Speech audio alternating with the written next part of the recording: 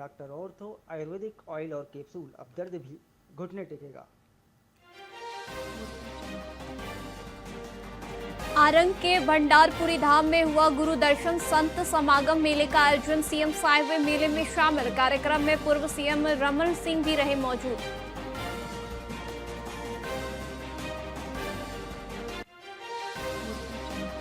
जशपुर में 11-13 अक्टूबर state level chess tournament में राज्य भर के प्रतिभागी होंगे शामिल। खेल आयोजकों ने सुरक्षा और व्यवस्थाएं सुनिश्चित की।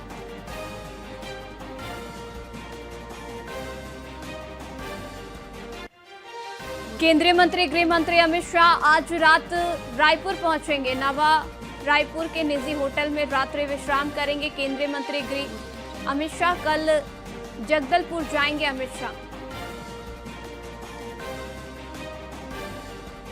पेंड्रा गौरेला क्षेत्र में देर रात से बारिश जारी। रुक रुक कर हुई बारिश से जनजीवन प्रभावित। बेमौसम बारिश ने बढ़ाई लोगों की परेशानी।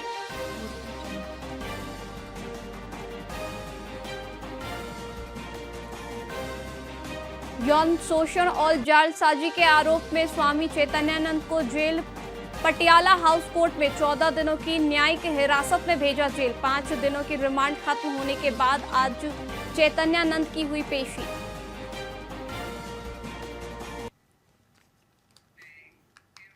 नमस्कार, आप देख रहे हैं वीआईपी न्यूज। मैं आपके साथ विनीता मिश्रा। बेमित्रा नगर की कृषि उपज मंडी में श्री राम मंदिर समिति द्वारा विजयदशमी का भव्य आयोजन किया गया। कार्यक्रम के मुख्य अतिथि विधायक दीपेश साहू रहे, जबकि नगरपालिका अध्यक्ष विजय सिन्हा, कलेक्टर रणवीर शर्मा और एसपी रामकृष्ण साहू भी मंच पर उपस्थित थे। वहीं कार्यक्रम में रामलीला मंचन, भजन और लोक नृत्य की मनमोहक प्रस्तुतियों के बाद आतिशबाजी के बीच रावण, मेघनाथ और कुंभकर्ण के पुतलों का दहन किया गया। इस अवसर पर विधायक दीपेश साहू ने कहा कि दशहरा का पर्व सत्य पर सत्य और अधर्म पर धर्म की विजय का प्रतीक है। उन्होंने क्षेत्रवासियों से भगवान श्री राम के त्याग, मर्यादा और आदर्शों को जीवन में अपनाने का आह्वान किया। साथ ही उन्होंने संदेश दिया कि यह पर्व हमें बुराइयों को त्याग कर भाईचारे, करुणा और सद्भावना के मार्ग पर चलने की प्रेरणा देता है। अच्छाई पर अच्छाई की जीत, असत्य पर सत्य की, अधर्म पर धर्म की जीत, जिनसे प्रेरणा लेकर हम सब जो है पूरे भारत देशवासी उनके रास्ते में चलकर अपना जीवन आगे बढ़ाने का काम करते हैं। ऐसे फिर से एक बार उस बुराई के अंत के लिए आज रावण दहन का आयोजन बेमेतरा नगर पालिका क्षेत्र में रखा गया है। इसमें हजारों की संख्या में पूरे जिलेवासी के लोग यहाँ पे आते हैं और अपने अंदर भी जो बुराइयां हैं उनको भी खत्म कर फिर से एक नई शुरुआत कर श्री रामचंद्र जी के आदर्श में चलने का प्रयास करते हैं। मैं इस पावन अवसर पर पूरे जिलेवासियों को विजयदशमी पावन पर्व के अवसर पर ढेरों सारी बधाई और शुभकामनाएं ज्ञापित करता हूं। बीजापुर जिले में 103 माओवादी पुलिस और प्रशासनिक अधिकारी के सामने आत्मसमर्पण हुए। इस सभी पर कुल 1,06,30,000 रुपए का इनाम घोषित था। वहीं आत्मसमर्पण कराने वाले में वरिष्ठ माओवादी नेता और 20 से ज्यादा महिलाएं शामिल हैं। आपको बता दें कि राज्य सरकार ने इन्हें पुनर्वास नीति के तहत 50,000 रुपए प्रोत्साहन राशि दी है। पुलिस अधीक्षक ने इसे नक्सल संगठन की कमजोर होती पकड़ और राज्य की सफलता बताया है।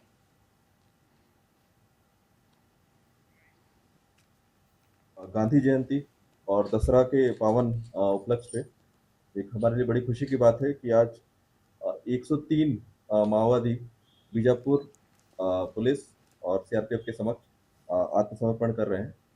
इसमें से जो माओवादी हैं उसको उन पर कुल 1,06,00,000 का इनाम घोषित था, जिसमें डीवीसीएम स्तर का 1, एसीएम स्तर के 8 प्लाटून पार्टी सदस्य, डीएकेएमएस, इसी प्रकार लगभग 5 जो जनताना सरकार के सारे मेंबर जो कि इंद्रावती के पास में थे, उटला, घोट जैसे जो आरपीसी थे, उनके 4-5 आरपीसी के सदस्य पूरे आत्मसमर्पण कर दिए हैं। तो इस प्रकार कुल 103 माओवादियों ने आज इस शुभ अवसर पर आत्मसमर्पण किया है।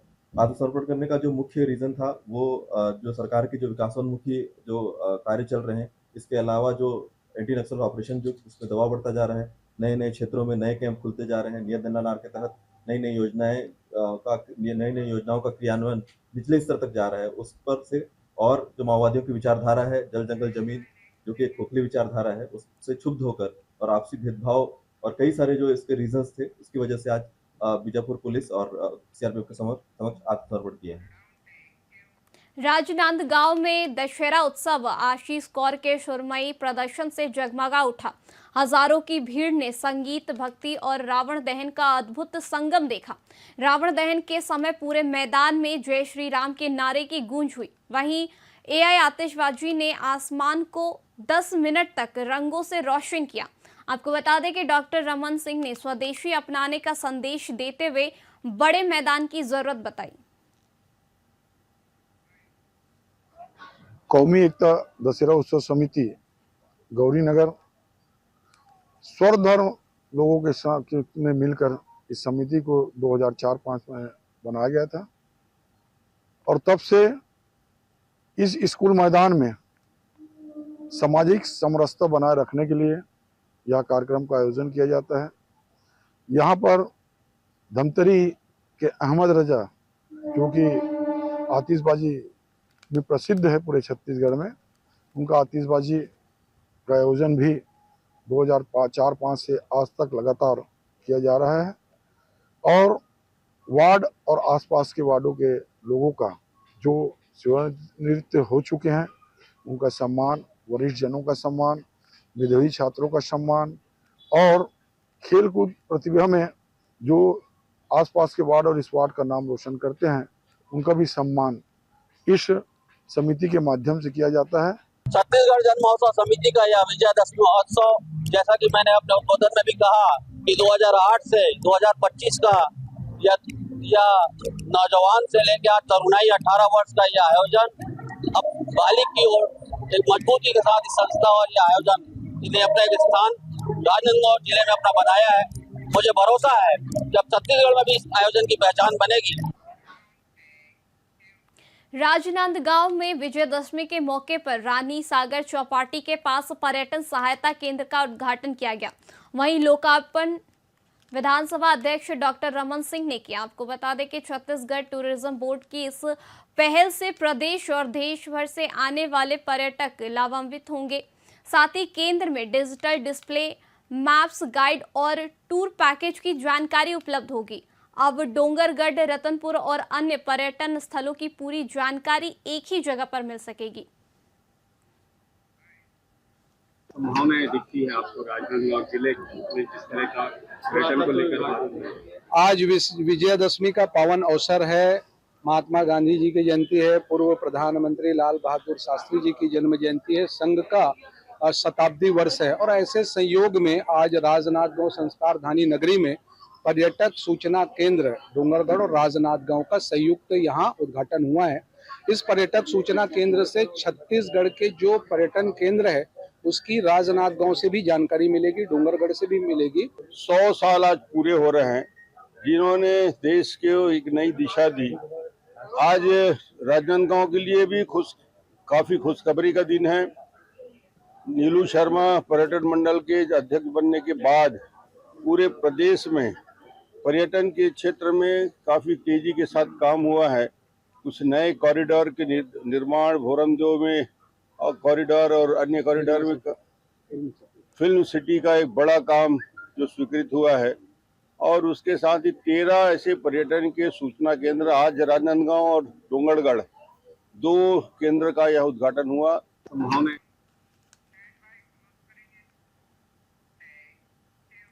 फिलहाल के लिए खबरों में बस इतना ही। देखते रहिए वीआईपी न्यूज। नमस्कार।